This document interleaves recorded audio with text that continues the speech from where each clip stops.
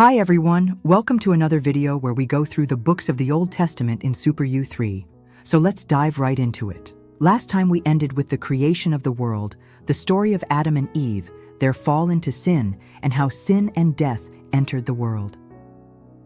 Now from there, we move into the second book of the Old Testament, the book of Exodus. And just like the name suggests, Exodus means departure or exit. This book is all about Israel's dramatic departure from slavery in Egypt. We begin with the children of Israel, who are now living in Egypt. Over time, they have grown into a great nation, but they are no longer honored guests. They're slaves under a new Pharaoh who doesn't remember Joseph or the God of Israel.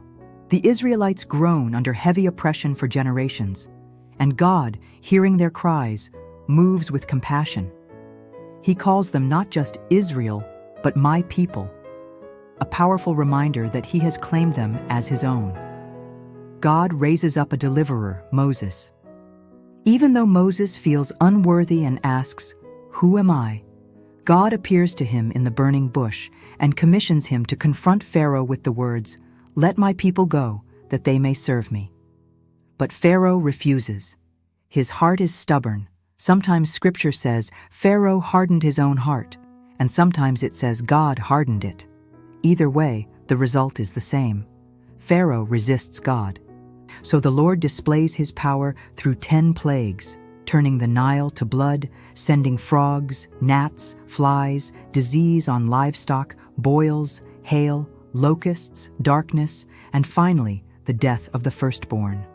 The purpose of these plagues was clear: to show Egypt that the Lord is the one true God, far above all the so-called gods of Egypt. Meanwhile, God protects his people from many of the plagues, proving his special care for Israel. At last, after the final plague, Pharaoh lets the people go. But then he changes his mind and pursues them with his army. Trapped at the edge of the Red Sea, the Israelites panic. Yet God performs one of the greatest miracles in all of Scripture. He parts the sea, allowing his people to cross on dry ground. When Pharaoh's army follows, the waters collapse back over them, destroying the might of Egypt in a single moment. God shows once again that he is the mighty deliverer. From there, Israel journeys into the wilderness to Mount Sinai. Here, God appears in fire and cloud and gives them the 10 Commandments, written on stone. These commandments form the heart of God's covenant with his people, revealing his holiness and setting Israel apart as a nation dedicated to him. The people promise to obey, and God promises to be their God and bless them. In the rest of Exodus, God gives additional laws for justice and worship, and he gives detailed instructions for building the tabernacle, his dwelling place among his people. The message is clear: the God who delivered them from Egypt now chooses to live in their midst. So, to sum it up, Exodus is the book of deliverance. It shows us God's compassion for his people, his power to save, and his desire to be with them in covenant relationship. And here's the encouragement for us today.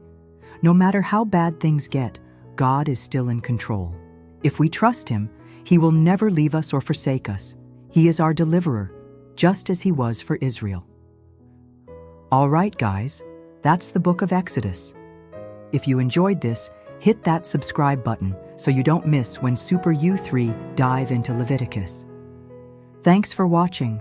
God bless you, and remember, never stop believing,